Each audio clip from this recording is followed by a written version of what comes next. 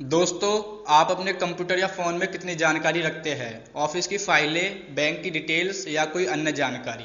पर क्या हो अगर आपको पता चले कि आपने जो कुछ भी अपने फ़ोन या लैपटॉप में रखा है उसे लगातार कोई और भी एक्सेस कर रहा है। आपसे बहुत दूर बैठे उस व्यक्ति को ना आपका फ़ोन चाहिए ना आपका पासवर्ड। वहीं दूर बैठकर दूसरे के सिस्टम तक पहुंचने की कला को ही हैकिंग कहते हैं। कला इसलिए क्योंकि हैकिंग वाकई में एक हुनर है। अब वो इस्तेमाल करने वाले के ऊपर है, वो इसका सही इस्तेमाल करता है या गलत। ठीक वैसे ही जैसे कोई भी हथियार उतना ही बुरा या अच्छा होता है जैसे चलाने वाले की नीयत। आपने ये तो जान लिया कि हैकिंग से क्या क्या करना संभव है, पर यह होती कैसे है? क्या कोई अलग तरीका का डिवाइस होता है जिससे हैकिंग की जाती है? जवाब है नहीं। हैकिंग के लिए एक बढ़िया कंप्यूटर और दिमाग में कंप्यूटर की नॉलेज होनी चाहिए। सरल शब्दों में कहे तो किसी के प्राइवेट कंप्यूटर या नेटवर्क में गलत तरीके के घुसने को ही हैकिंग माना जाता है। हैकिंग करने वाले को हो हैकर कहा जाता है। हैकर किसी सिस्टम में एक गड़बड़ी की तलाश करते हैं, जिसे हैकिंग की भाषा में बग या लूप होल कहा जाता है। लूप होल को ऐसे समझिए, आपको किसी मजबूत दीवार के पार जाना है। दीवार इतनी मजबूत है कि आप पार नहीं कर सकते, परंतु उस दीवार को बनाते वक्त एक ईंट पर थोड़ा कम सीमेंट इस्तेमाल हुआ और एक ईंट कमजोर रह गई, इतनी कि हथौड़ा पड़ते ही दीवार के आर पार दिखने लगा। ऐसी ही कमजोर ईंट ढूंढते हैं हैकर्स, और सभी कंपनियां जैसे गूगल जो बग को ढूंढने पर प्राइज भी देती है। यानी आप अगर गूगल का कोई बग ढूंढकर उस कंपनी को बताते हैं तो इसके बदले आपको खूब सारे पैसे मिलते हैं। ये थी हैकिंग के बारे में जानकारी। आइए अब जानते हैं दुनिया के सबसे बड़े और खतरनाक हैकर के बारे में, जो जगत में बहुत ज़्यादा प्रसिद्ध है। केविन मिटेनिक, जिससे 90s के दशक में बड़ी बड़ी कंपनियां घबराती थी, जैसे मोटरोला, नोकिया, IBM जैसी कंपनियां उस दौर में केविन को करोड़ों रुपए की सैलरी देती थी ताकि उनकी सुरक्षा में परेशानी न आए। बाद में अमेरिकी सुरक्षा एजेंसियां केविन के पीछे पड़ गई और एक समय तो वह अमेरिका का मोस्ट वांटेड अपराधी भी बन गए। एक अनुमान के मुताबिक केविन के पास करीब 160 करोड़ रुपए की नेटवर्क थी। केविन ने एक बार सिर्फ चैलेंज करने के लिए 40 बड़ी कंपनियों को एक साथ हैक कर लिया था, जिसके बाद वे अमेरिका के सुरक्षा एजेंसी के निशाने पर आ गए। केविन का दावा है कि उन्होंने कंप्यूटर, क्रेडिट कार्ड और बैंक की जानकारियों को बड़े पैमाने पर हैक कर लिया था, जिसके बाद केविन अमेरिका के मोस्ट वांटेड अपराधी बन चुके थे और IVF से छिपने के लिए क्लोन फ़ोन का इस्तेमाल करते थे। लेकिन इसी दौरान उन्होंने अमेरिका रक्षा भवन यानी पेंटागन की साइबर सुरक्षा को हैक करके अमेरिका सरकार सहित पूरी दुनिया को हैरान कर दिया।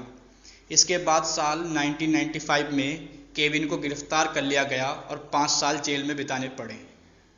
जब मिटेनिक 5 साल की सजा पूरी करने के बाद जेल से बाहर निकले तो उन्होंने अपराध का रास्ता छोड़ दिया और साल 2003 में मिटेनिक सिक्योरिटी कंसल्टिंग नाम से कंपनी बनाई। इसके बाद वह साइबर सुरक्षा पर मोटिवेशनल स्पीक करने लगे और उन्होंने कंपनियों को साइबर सुरक्षा के तरीके बताने शुरू कर दिए। साइबर सिक्योरिटी को लेकर मिटेनिक ने दर्जनों किताबें लिखी। तो दोस्तों, देखा कैसे एक हैकर बिजनेसमैन बन गया। इसके बाद एक काफ़ी महत्वपूर्ण सवाल आता है कि आखिर हम हैकरों से कैसे बच सकते हैं। तो हम आपको कुछ ऐसी बातें बताने वाले हैं जिन्हें फॉलो करके आप हैकरों से सुरक्षित रह सकते हैं। सबसे पहले तो यह ध्यान रखना है कि जब भी कोई ऐप डाउनलोड करे तो गूगल प्ले स्टोर या एप्पल स्टोर से जैसे विश्वसनीय स्टोर से ही करे। किसी भी नए या अविश्वसनीय ऐप स्टोर से कुछ भी कभी भी डाउनलोड ना करें, क्योंकि ऐसे ऐप स्टोर के जरिए हैकर्स आपके स्मार्टफोन को हैक कर पाते हैं। आपको यह भी ध्यान रखना है कि आपके फ़ोन में इंस्टॉल ऐप्स जो भी ऐप्स डाउनलोड करते हैं वे कभी भी परमिशन आपसे लेते हैं, तो उन्हें ऐसी परमिशन ना दें जिससे आपको लगे कि आपका फ़ोन हैक हो सकता है। अगर आपको कोई ऐप ऐसा लगता है जो बेवजह ही परमिशन मांगता है तो उसे तुरंत डिलीट कर दें। और हैकिंग को रोकने के लिए गूगल, एप्पल समेत सभी कंपनियां अपने ऑपरेटिंग सिस्टम में सिक्योरिटी फीचर्स लाती रहती है जो आपके फ़ोन के लिए किसी हैकर के सामने सुरक्षा कवच की तरह होते हैं। इसलिए अपने फ़ोन के सॉफ्टवेयर को हमेशा अपडेट रखें, खासतौर पर सिक्योरिटी फीचर्स को।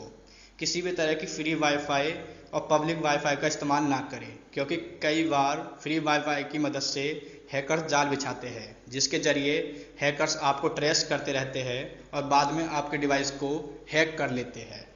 भारत में ज़्यादातर मामलों में लोग फिशिंग के कारण ही हैकिंग का शिकार बनते हैं।